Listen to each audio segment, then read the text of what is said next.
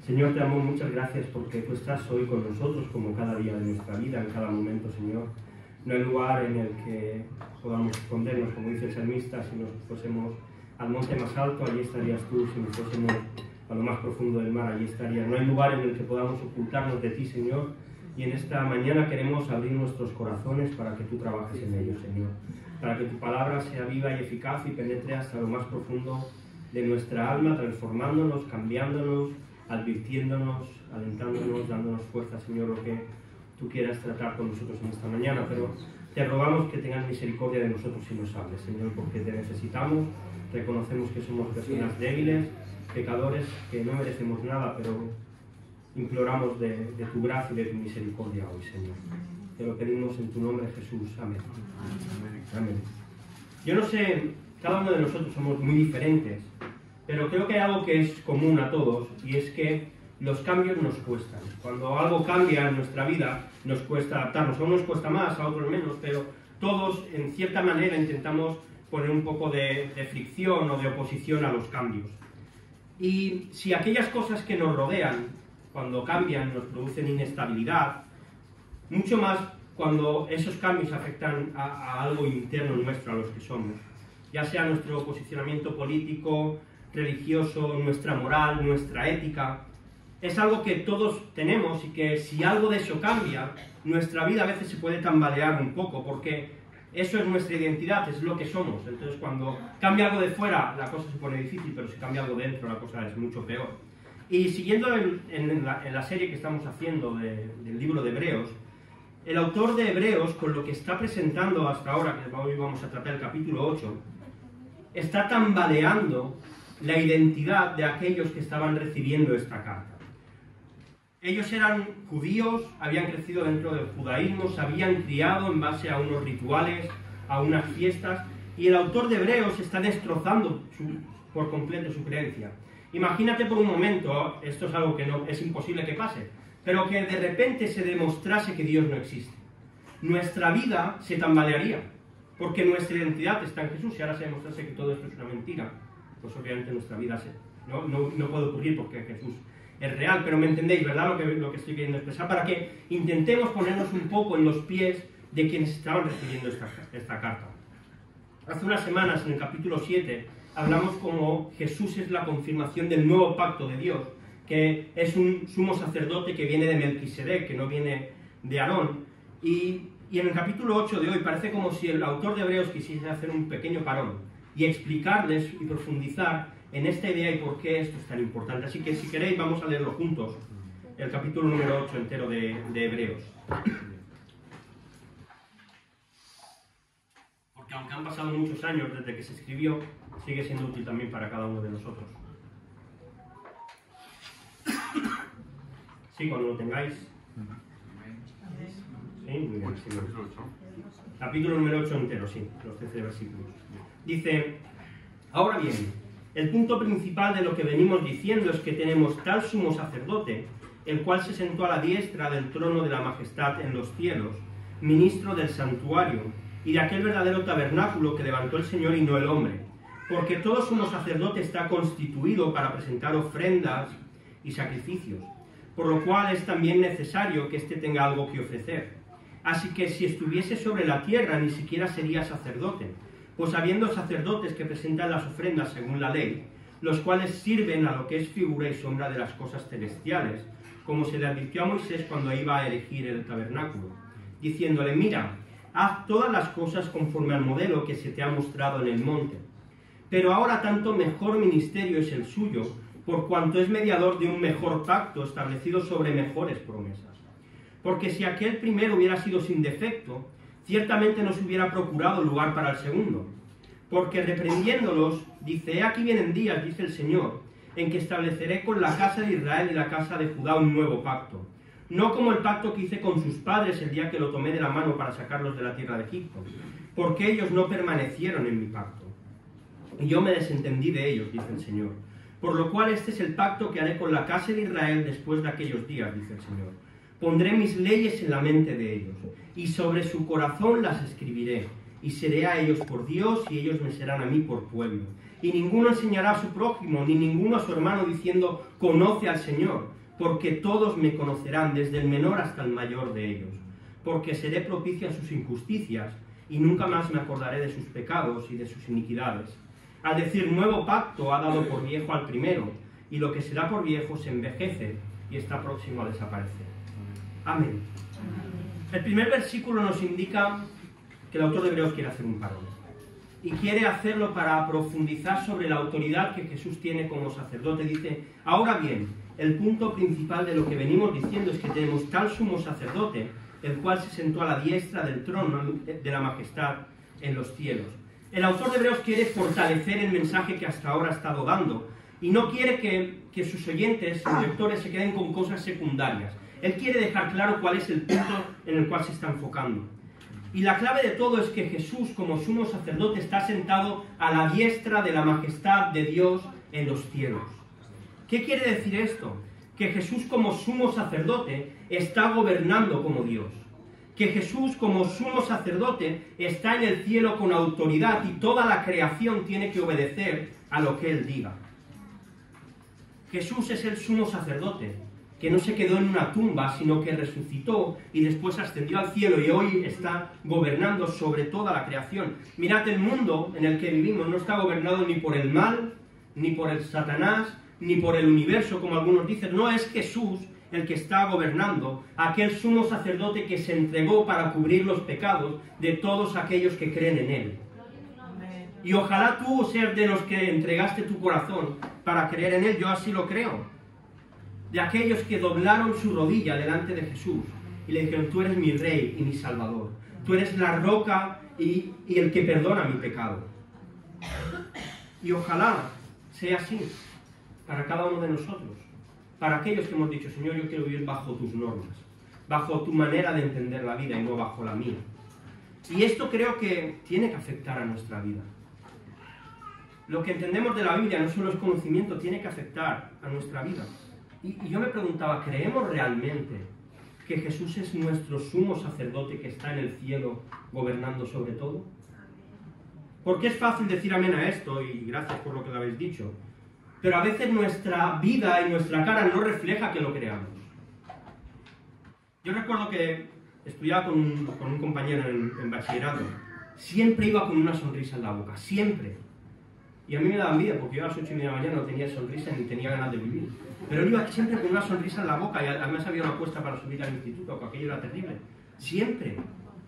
Pero si realmente creemos que Jesús es nuestro sumo sacerdote que está en los cielos, ¿por qué nos quejamos tanto?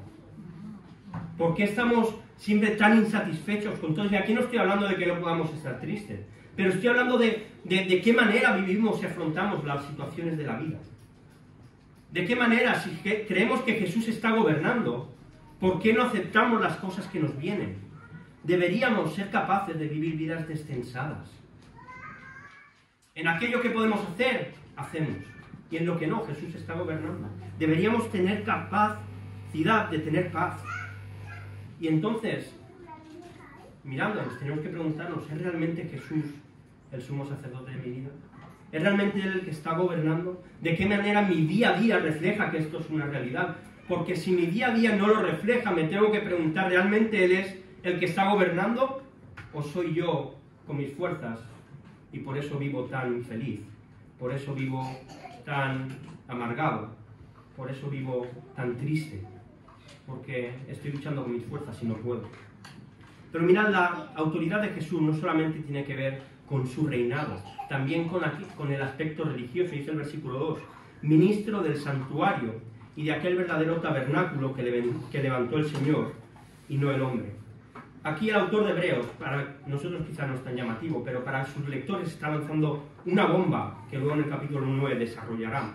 Versículo 11 dice, pero estando ya presente Cristo, sumo sacerdote de los bienes venideros, por el más amplio y más perfecto tabernáculo, no hecho de manos, es decir, no de esta creación.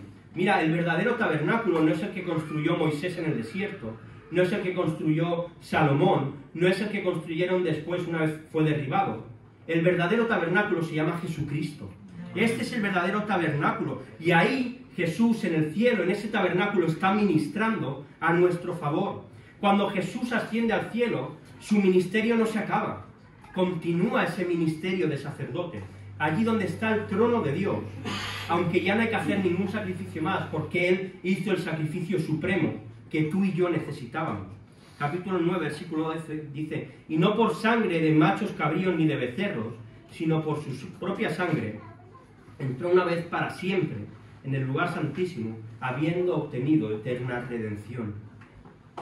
Jesús, al entregarse en la cruz, hizo el sacrificio que tú y yo necesitábamos, el que tú y yo no podíamos hacer de ninguna manera. Pero no se acabó ahí. Jesús no hizo el sacrificio y dijo: ya está. Él sigue trabajando en nuestro favor, Él sigue ministrándonos, compadeciéndose de nuestras debilidades, rescatándonos de las tribulaciones y de las tentaciones. Cuando Satanás viene a acusarnos, Él dice: no, yo ya he pagado por esto, yo soy su abogado y esto está saldado. Jesús sigue trabajando hoy por nosotros. Y Él está en el tabernáculo celestial, donde nadie ha podido estar delante del trono de Dios, intercediendo por ti y por mí. Y esto es algo increíble.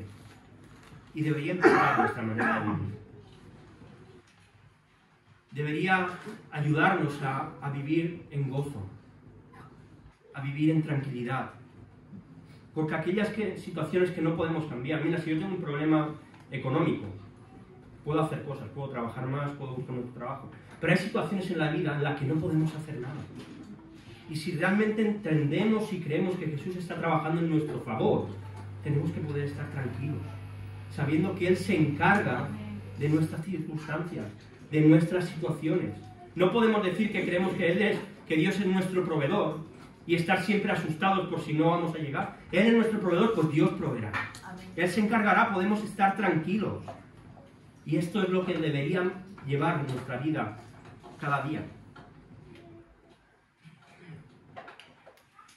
Y aunque en los capítulos 9 y 10 el autor va a profundizar mucho más en lo que vamos a ver ahora, en los versículos del 3 al 7 nos presenta cuál es la diferencia entre el sacerdocio de Jesús y el de los sacerdotes arónicos. Dice: porque todo sumo sacerdote está constituido para presentar ofrendas y sacrificios, por lo cual es necesario que también éste tenga algo que ofrecer. Así que si estuviese sobre la tierra, ni siquiera sería sacerdote, habiendo aún sacerdotes que presentan las ofrendas según la ley. Los sacerdotes, Dios les dio unas órdenes de cómo tenían que llevar a cabo los sacrificios, cómo tenían que hacerlo, cómo tenía que ser el animal. En cambio, Jesús no tiene muchos sacrificios que ofrecer. En el capítulo 9, versículos 14, nos especifica qué es lo que Jesús podía ofrecer. Mirad, dice: cuánto más la sangre de Cristo, el cual mediante el Espíritu Eterno se ofreció a sí mismo sin mancha a Dios, limpiará vuestras conciencias de obras muertas, para que sirváis al Dios vivo. Jesús en la tierra no podía ser sacerdote. Y algunos dirán: bueno, si era Dios. No, no podía ser sacerdote, no cumplía los requisitos. Él tenía que descender de la tribu de Leví, y Jesús venía de la tribu de Judá. Pero Cristo sí que pudo ofrecer un sacrificio una vez y para siempre. Se ofreció a Él mismo en el tabernáculo celestial como un cordero sin mancha y sin ningún defecto. Jesús fue perfecto en su manera de vivir y en su interior. Tú y yo podemos parecer perfectos de cara afuera, pero ¿cuántos malos pensamientos? Ahí está el ejemplo que yo pongo siempre. Si yo cogiese las últimas 24 horas de mi vida y grabásemos mis pensamientos, lo que he dicho, lo que he pensado, lo pusiese aquí, no me vería nunca más, porque me daría tanta vergüenza. Me daría tanta vergüenza que vieseis al ángel de verdad. Puedo parecer perfecto y comportarme muy bien, pero estoy podrido por dentro. Y lucho contra mi pecado y el Espíritu Santo me ayuda, igual que cada uno de nosotros. Pero Jesús no había nada. Si hubiésemos grabado sus 33 años de vida, los pusiésemos aquí, sería perfecto, no habría ni una mancha en su expediente. Y por eso Él se presentó delante del trono de Dios como el sacrificio vivo para limpiar nuestras conciencias. Para que, aun poniendo ahí el vídeo con toda la suciedad, yo pueda estar tranquilo. Tú puedas estar tranquilo. Para obtener salvación por medio de su obra, no por medio de la nuestra. Cristo nos introduce en un pacto mejor. En un pacto mejor. Porque el sacerdocio de Jesús es infinitamente mejor que cualquier sacerdocio terrenal. Mirad, versículos del 5 al 7, dice, los cuales sirven a lo que es figura y sombra de las cosas celestiales, como se le advirtió a Moisés cuando iba a levantar el tabernáculo, diciéndole, mira, haz todas las cosas conforme al modelo que se te ha mostrado en el monte. Pero ahora tanto mejor ministerio es el suyo, cuanto es mediador de un mejor pacto establecido sobre mejores promesas. Porque si aquel primero hubiera sido sin defecto, ciertamente no se hubiera procurado lugar para el segundo.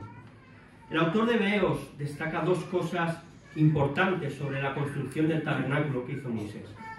La primera es que el tabernáculo de Moisés era sombra y era figura. Es decir, lo que Moisés construyó solamente era un reflejo del verdadero tabernáculo que está en los cielos. Los sacerdotes debían darse cuenta que el lugar donde ellos estaban era un lugar endeble, era un lugar que en cualquier momento podía ser destruido, y fue así en la historia. Solamente era una representación de ese lugar celestial donde estaba el trono de Dios. Eso no quiere decir que esos tabernáculos no fuesen buenos, fueron buenos, no, porque Dios fue el que lo ordenó, pero no eran perfectos. Eran buenos, pero no eran perfectos. Y la segunda cosa es que Moisés recibió la orden de construir el tabernáculo, y esta orden la recibió directamente de Dios. No sabemos qué es lo que Moisés vio en el monte, pero el texto nos dice que Moisés le fue dada una visión de cómo tenía que ser ese tabernáculo. No solo unas órdenes, él lo vio con sus ojos. Éxodo 25:40 dice, asegúrate de hacerlo según el modelo que te mostré en el monte. Éxodo 26:30, erige el tabernáculo según el pan que se te mostró en el monte. Y Éxodo 27:8, hace el altar hueco de madera, ha de ser igual que el que se te mostró en el monte. Moisés lo vio, solo él, pero él lo vio como tenía que ser. Así que estos sacerdotes, ellos llevaban a cabo su tarea ministerial en un tabernáculo que era una copia del tabernáculo celestial. No estaban en un lugar perfecto. Eso no quiere decir que no fuesen buenos. Pero si ese lugar hubiese sido perfecto, ya no había hecho falta un nuevo tabernáculo. No hubiese hecho falta que Jesús viniera. No hubiese hecho falta que viniese un ministro mejor que los ministerios anteriores humanos. Y es que Jesús en el santuario cumplió todas las labores que cumplió cualquier otro sacerdote que descendía de Aarón, pero también las de los sacerdocios de Melquisedec. Por eso Jesús se convierte en un mediador válido para ti y para mí. Jesús cumplió todo lo que cualquier sacerdote arónico iba a cumplir, cualquier sacerdote de Melquisedec también. Por eso Él se convierte en el mediador que tú y yo necesitamos. Y nos introduce, como he dicho, en un nuevo pacto. Un pacto que, escucha bien, se fundamenta en mejores promesas. Escucha bien, este pacto tiene y trae mejores promesas.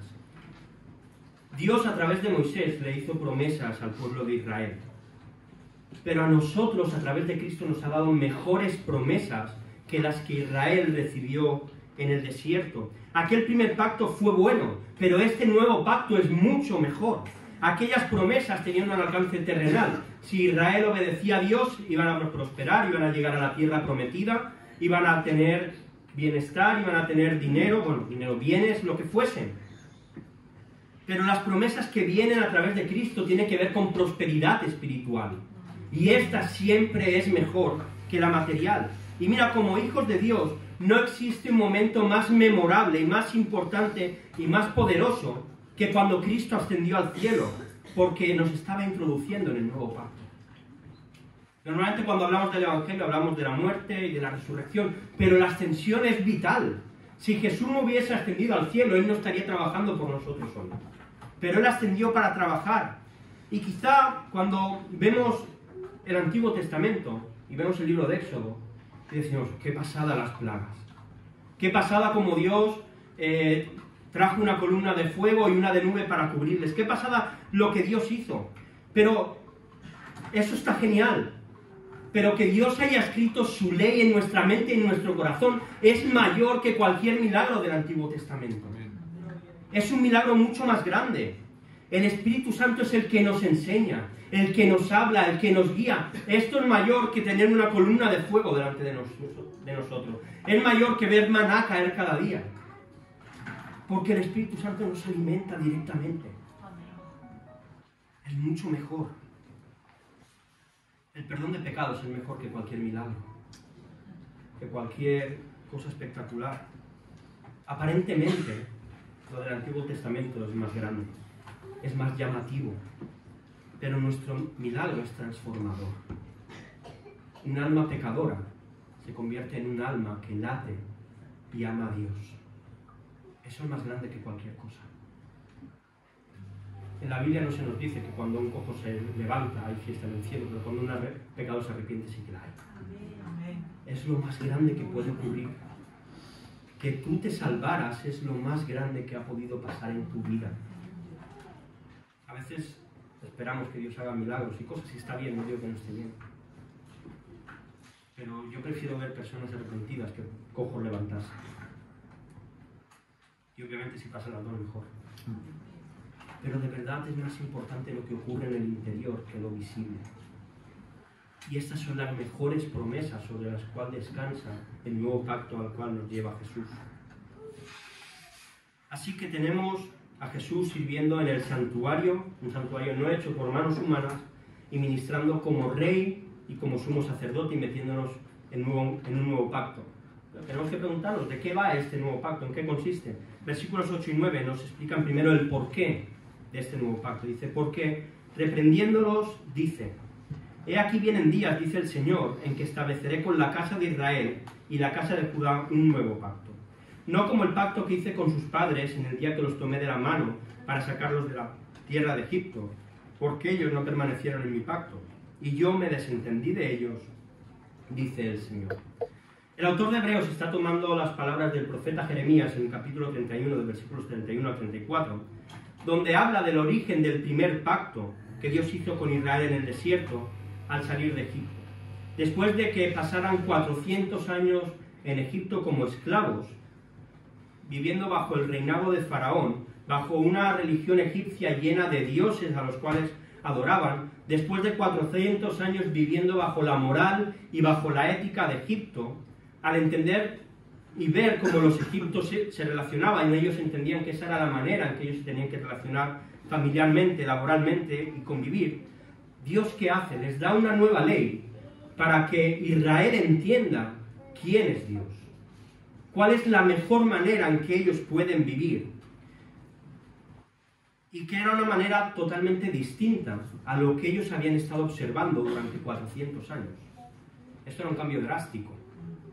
En Éxodo 20, del 1 al 17, encontramos los 10 mandamientos, que todos los conocemos.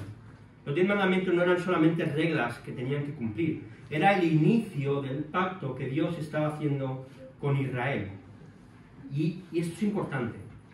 Es Dios el que quiere hacer un pacto con Israel y con la casa de Judá. Es Dios el que toma la iniciativa para hacer este pacto. ¿Quién era Israel? Un pueblo que cada 2 por 3 se apartaba de Dios. Un pueblo que cada 2 por 3 las cosas iban bien y se encabezonaban y se iban hacia otro lado, y así acabaron en el exilio varias veces. ¿Qué es lo que ellos tenían que hacer? Amar a Dios con todo su corazón, con todas sus fuerzas y con todas sus almas. Ellos tenían la obligación de grabar la ley de Dios en sus corazones y transmitirla a sus hijos y sus hijos a sus hijos, así por generaciones. Ellos tenían que vivir guardando la ley. Pero ¿qué es lo que pasaba? Que una y otra vez la rompían, que una y otra vez fallaban, que una y otra vez decidían vivir bajo el reinado de otros dioses en lugar de bajo el reinado del Dios verdadero. Pero Dios siempre fue fiel a su pacto. Dios nunca se apartó.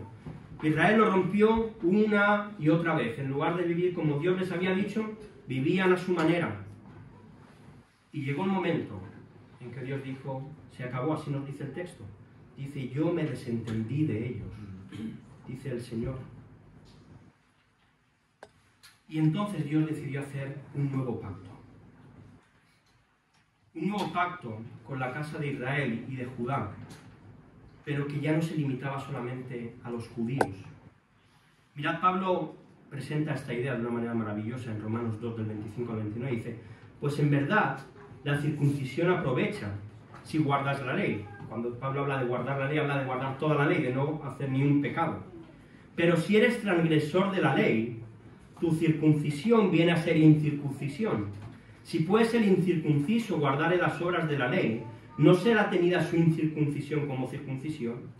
Y el que físicamente es incircunciso, pero guarda perfectamente la ley, te condenará a ti que con la letra de la ley, con la circuncisión, eres transgresor de la ley. Y escucha bien esto, pues no es judío el que lo es exteriormente, ni es la circuncisión la que se hace exteriormente en la carne, sino que es judío el que lo es en el interior.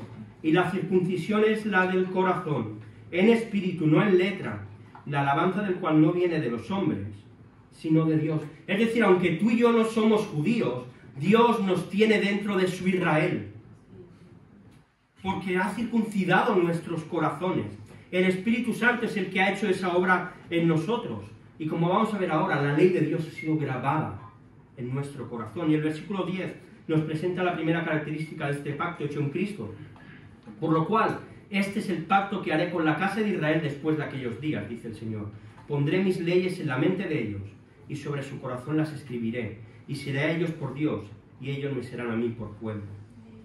Lo primero que tenemos que tener en cuenta en este pacto, al igual que el anterior, es que es un pacto hecho por Dios.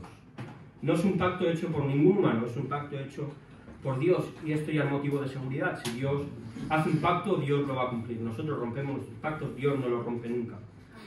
Y este pacto con la casa de Israel, es decir, judíos y gentiles, ellos van a recibir la ley en dos lugares, en la mente y en el corazón.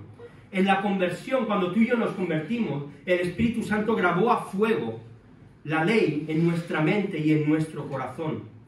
Todas las personas de este mundo tienen conciencia. Y en la conciencia todo el mundo encontramos unos nexos de unión.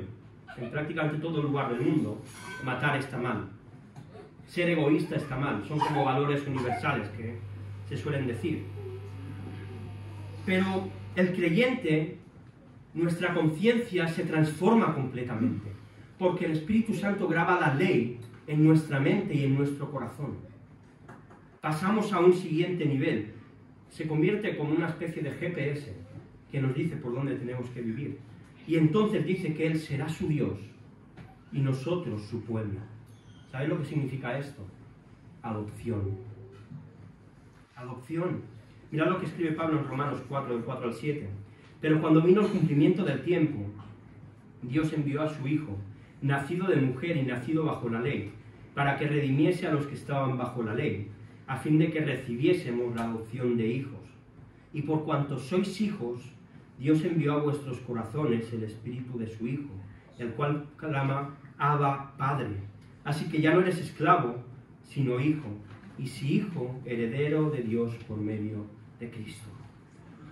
Así que como ahora nosotros somos parte del pueblo de Dios, como la ley de Dios está escrita en nuestra mente y en nuestro corazón, tenemos que preguntarnos quién determina la manera en que vivimos.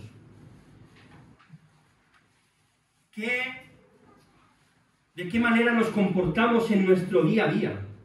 ¿En base a nuestra ley o en base a la ley que ha sido grabada en nuestra mente y en nuestro corazón? ¿De qué manera estamos viviendo? ¿Nuestra conciencia está alineada con lo que Dios dice o va a su rollo? ¿O toma sus decisiones propias ignorando lo que Dios ha dicho y ha grabado? Mira, si alguien de los que te rodea conociese la Biblia y conociese lo que Dios dice, ¿diría de ti que eres cristiano? Esta pregunta es seria, ¿eh? ¿Lo dirían al ver tu comportamiento en el trabajo, en el instituto, con tus amigos? Porque si somos hijos de Dios, la ley de Dios está grabada en nuestra mente y en nuestro corazón. Y no cabe la opción de no vivir acorde a ella. Es imposible ser hijo de Dios y no vivir en base a su ley. No es viable. Pero alguno dirá, es que ¿a qué cuesta tanto? ¿Es tan difícil vivir bajo esa ley tan pesada? Mira, si la ley de Dios ha sido grabada en nuestra mente y nuestro corazón, eso no es gravoso. No quiere decir que no luchemos porque hay una batalla en nuestro interior y esa es obvia. Pero quien va a hacer que luchemos va a ser el Espíritu Santo. Si el Espíritu Santo está en nosotros, es decir, a veces parece que el Espíritu Santo viene, nos convierte y se va y ya no. No, Él es el que nos santifica. Él es el que produce fruto en nosotros. Si eso no ocurre, seguramente es porque el Espíritu Santo no está. Si yo planto una semilla, esa semilla va a dar fruto. Si no da fruto, es que esa semilla estaba mal o no hay una semilla. Si el Espíritu Santo está en nosotros, tiene que haber un fruto. Si no, es que quizá no está. Y obviamente cada uno tiene un crecimiento distinto. No todos vamos a crecer al mismo tiempo. Pero si no hay nada de crecimiento, cuidado. Cuidado. Analízate si realmente estás en la fe. Y si no lo estás, ve hoy arrepentido a Jesús. Porque nunca es tarde. Porque si hoy vas arrepentido a Jesús, va a cambiar tu vida. Tu corazón va a ser transformado. Y si tú vas, no es muy difícil. Solo tienes que decirle, Señor, yo quiero formar parte de ese nuevo pacto del cual hoy están hablando. Yo quiero formar parte de esas mejores promesas. Yo quiero que tú grabes en mi corazón y en mi mente esa ley que va a cambiar mi manera de vivir. No necesitas que nadie te guíe ni repetir una oración, puedes ir tú solo a Dios y hacerlo. Así que, de verdad, no pierdas hoy esa oportunidad. Así que, este pacto es un pacto que se basa en el corazón y que nos hace ser adoptados por Dios. Pero no solo esto, este pacto lo ejecuta el Espíritu Santo. Mira el versículo 11, dice: y ninguno enseñará a su prójimo, ni ninguno a su hermano, diciendo, conoce al Señor, porque todos me conocerán, desde el menor hasta el mayor de ellos. Lo que transmite es la universalidad del conocimiento de Dios. Cuando vemos Israel, ellos tuvieron un conocimiento progresivo de Dios. Dios les dio la ley, luego fue levantando profetas, y poco a poco Dios se fue revelando a través de todos esos mensajes. En cambio, el Nuevo Testamento nos presenta un marco muy distinto. El libro de Hechos, tras Pentecostés, hay un cambio radical en la manera en que Dios se revela. Aunque es verdad que toda la Biblia aún no había sido escrita, es cierto, pero en ese momento ya cualquiera podía dar y podía oír testimonio de Cristo. Vemos en el capítulo 3 de Hechos como más de 1000 personas se convierten al Evangelio tras predicar Pedro. Y es que, claro, el Espíritu Santo, claro que estaba en el Antiguo Testamento, si no nadie se podría haber salvado, nadie se salva por sus fuerzas, es una obra del Espíritu Santo siempre. Pero tras Pentecostés la cosa cambia. Juan 16, del 8 al 11, dice: cuando Él venga, hablando del Espíritu Santo, convencerá al mundo de pecado, de justicia y de juicio. De pecado por cuanto no creen en mí, de justicia por cuanto voy al Padre y no me veréis más, y de juicio por cuanto el príncipe de este mundo ya ha sido juzgado. Mira, Cristo, con su sangre, ha firmado este nuevo pacto, pero es el Espíritu Santo el que lo ejecuta en el corazón del creyente, trayendo un conocimiento real, verdadero y vivo de quién es Cristo y de cuál es la obra que Él ha hecho en la cruz. Y entonces el Espíritu Santo nos hace renacer, nos resucita espiritualmente. Dice Pablo que estábamos muertos en nuestros delitos y pecados, y un muerto solo puede hacer cosas si le resucitan. Así que el Espíritu Santo nos resucita y graba en nuestra mente y en nuestro corazón esa ley para regenerarnos, para que seamos nuevas criaturas y que las cosas viejas queden atrás y delante tengamos solamente cosas nuevas. Y de esta manera hasta un recién convertido puede dar testimonio de que Cristo es real. Cualquier persona recién convertida puede asegurar que Cristo es real sin haber estudiado ni haber leído la Biblia ni un día. Porque el Espíritu Santo es el que actúa. El Espíritu Santo no solamente hace cosas llamativas, Él transforma nuestra vida y nos guía en nuestro día a día. Es la obra más importante que hace. Y es la que tú y yo más necesitamos. Sin ignorar que el resto de cosas son importantes, por supuesto. Pero ¿de qué serviría que el Espíritu Santo se manifestase de maneras increíbles aquí y luego en el día a día no estuviese con nosotros? ¿Qué desastre sería eso? Y ojalá pasasen las dos. Pero Él está cada día en nuestro interior, guiándonos, recordándonos sus palabras, acercándonos a Cristo. Y la ejecución del pacto por medio del Espíritu se demuestra en que este pacto es un pacto de gracia abundante. Versículos 12 y 13 dice: porque seré propicio a sus injusticias, y nunca más me acordaré de sus pecados y de sus iniquidades. Al decir nuevo pacto, ha dado por viejo al primero, y lo que será por viejo y se envejece está próximo a desaparecer. Muchas veces se dice que el pacto del Antiguo Testamento era un pacto de obras. Dios le pidió a Israel que hiciese obras, pero es mentira.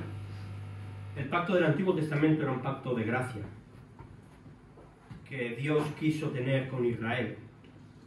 Y el de Cristo es un pacto de gracia igual. Es cierto que en el Antiguo Testamento Dios les dijo: mira, si cumplís la ley, las cosas os van a ir bien. Así que en cierta manera sí que las obras que ellos hacían determinaban si las cosas les iban bien o les iban mal. Pero era un pacto de gracia exactamente igual. Nadie se podía salvar si no era por medio de la fe. Nadie se salvaba por las obras porque nadie era perfecto. Y Dios quiso darles actos de gracia para que pudiesen salvarse. ¿De qué manera? Rituales de purificación y sacrificios principalmente, para que ellos se pudiesen reconciliar con Dios. Pero el nuevo pacto ofrece una gracia sobreabundante. Aquellos sacrificios que fueron hechos durante todo el Antiguo Testamento, lo que estaban haciendo era apuntar a un sacrificio mayor, que era el de Jesucristo. Y sabéis, esto es algo increíble, porque dice el texto que Dios se olvida de tus pecados. Yo no sé si tú te acuerdas de algún pecado que hayas hecho. Yo me acuerdo de un montón mío. ¿Sí? ¿Te acuerdas de alguno? Sí. Pues a Dios ya se le han olvidado. Lo que tú recuerdas, a Dios ya se le ha olvidado. ¿Y cuántas veces vivimos nosotros con una maleta a nuestra espalda de culpabilidad y de pecado que llevamos arrastrado y que a Dios se le ha olvidado, y nosotros seguimos recordándolo una y otra vez y vivimos con esa maleta que pesa tanto y que no nos permite vivir una vida libre en Cristo? De cuántas cosas hemos hecho mal, cuántas veces hemos caído, de pecados que hemos cometido. Claro, está mal, pero ya nos hemos arrepentido. Dios se olvida porque nosotros tenemos que seguir recordando algo de lo cual Dios ya se ha olvidado. Qué duro es vivir cargado de culpa. Qué duro. Miqueas 7, 18, 19 dice: ¿qué Dios como tú, que perdona la maldad y olvida el pecado del remanente de su heredad? No retuvo para siempre su enojo, porque se deleita en misericordia. Él volverá a tener misericordia de nosotros. Sepultará nuestras iniquidades y echará en el fondo del mar todos nuestros pecados. Gracias a la muerte de Jesús, tus pecados han sido hechos una bola y lanzados al fondo del mar, para que nadie los pueda recuperar. Ni tú. Y qué pena que a veces nos ponemos a bucear, a buscarlos y a recuperarlos. Qué pesada es la carga de esto. Claro, los pecados tienen consecuencias y eso está ahí. Si yo peco, si yo ahora engañase a mi mujer, eso va a tener unas consecuencias. Pero cuando yo me arrepienta, Dios lo va a lanzar al fondo del mar y eso ya ha desaparecido. Las consecuencias permanecerán, pero el pecado está perdonado. Dejemos de llevar la maleta de la culpabilidad a nuestras espaldas. Si Dios lo ha perdonado, ya está perdonado. Ni Satanás puede reclamar nada que haya sido perdonado. Y si lo hiciese, que no puede, Jesús le diría: que esto ya está pagado. Cállate, que no pintas nada aquí. Yo soy su abogado y ya me he encargado de cubrir esto. Jesús ha perdonado tu pecado y lo ha lanzado al fondo del mar. Deja de arrastrar con la culpabilidad. Acepta las consecuencias de tus actos, pero deja de llevar una mochila de culpabilidad a tu espalda, porque eso no es algo que Dios acepte. Eso no es algo correcto. Cuando lo hacemos, lo que estamos diciendo es que Jesús no fue suficiente para perdonar nuestro pecado. Y eso es una ofensa terrible.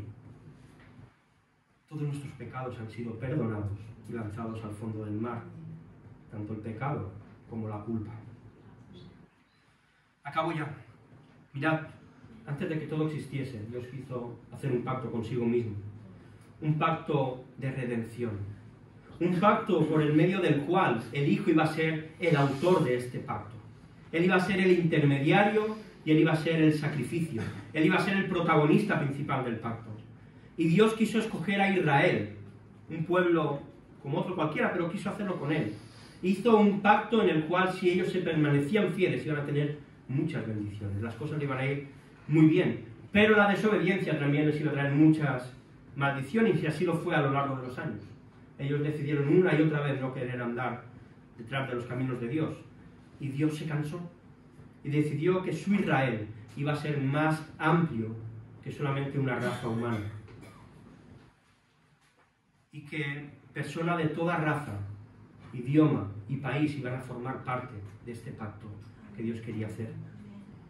Pero para eso era necesario que en el santuario celestial un sumo sacerdote perfecto entrase llevando un sacrificio increíble, un sacrificio sin ningún defecto.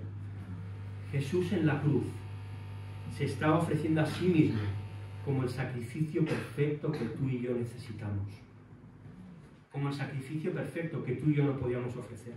No valía con presentar un animal, necesitábamos a alguien que no hubiese fallado nunca, y Él se presentó delante del trono de Dios trayendo este sacrificio. Y hoy, una vez Jesús ascendió al cielo, Él sigue ministrando a nuestro favor como Rey y como sacerdote, como mediador, con una autoridad que le permite mandar y gobernar sobre todo el universo. Y gracias a eso tú y yo estamos dentro de ese nuevo pacto. Un pacto que para los que estamos dentro ha cambiado y ha transformado y ha trastocado toda nuestra vida. Nuestro corazón y mente ha sido transformado, la ley de Dios ha sido escrita a fuego en ello. Y el Espíritu Santo trabaja en nosotros. Nos revela nuestro pecado. Hace que cuando leemos la Biblia ella nos hable y transforme nuestro interior. Nos lleva a un arrepentimiento continuo y diario.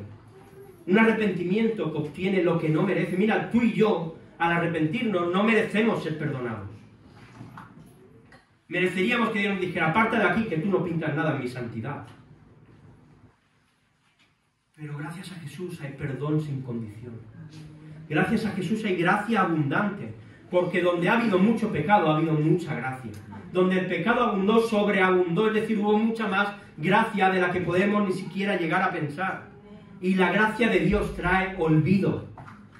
Escucha bien esto, la gracia de Dios trae olvido. Nadie puede reclamar aquello que Dios ya ha perdonado. Nadie puede reclamar lo que Dios ya ha perdonado. Deja de llevarte contigo tu maleta de culpabilidad. Deja de que la culpabilidad te haga no vivir una vida libre en Cristo. En Cristo somos libres y la culpabilidad nos hace esclavos. Y Cristo murió para librarnos no solo del pecado, sino también de la culpa. Deja de exigir a otros sacrificios para tú perdonarles cuando Cristo ya les ha perdonado. Porque si hacemos eso, lo que estamos diciendo es que Jesús no vale y no es suficiente. Cuidado. Dios nos ha añadido en el nuevo pacto y gracias a eso podemos vivir vidas plenas, llenas de gracia, llenas de misericordia, guiadas por el Espíritu Santo y sin culpabilidad ninguna, porque Jesús ha pagado la cuenta. Y no ha pagado parte, la ha pagado entera. Así que disfrutemos de este pacto en el cual Dios nos ha metido. Vamos a orar. Amén. Señor, gracias por este nuevo pacto que tú hiciste, Señor. Gracias por querer incluirnos a nosotros pecadores que no éramos judíos, pero tú quisiste ampliar el alcance a aquellos circuncidados de corazón y fuiste tú, Espíritu Santo, el que nos circuncidaste, fuiste tú el que nos transformaste y el que escribiste en nuestra mente, en nuestro corazón, la ley de Dios. Señor, y queremos aprender a vivir con ella en nuestra vida de una manera sincera, real y gozosa, Señor. Perdónanos porque tantas veces te pedimos perdón y tú nos perdonas, pero nosotros seguimos arrastrando esa maleta de culpabilidad y que nos impiden vivir vidas plenas en ti. Señor, gracias porque tú te presentaste delante del trono de Dios, del Padre, hiciste el sacrificio en ese tabernáculo celestial. Queremos vivir vidas llenas en ti, Señor. Glorifícate en medio nuestro esta mañana y gracias por habernos salvado, gracias por habernos perdonado, Señor. Y si hay alguien aquí que no te conoce aún, aunque quizá pueda pensar que sí. Te pido que tú transformes su vida, Señor, que tú le hagas revivir y que tú le hagas formar parte de esta familia preciosa que tú has hecho que es tu iglesia, Señor. Muchas gracias, Señor. Amén.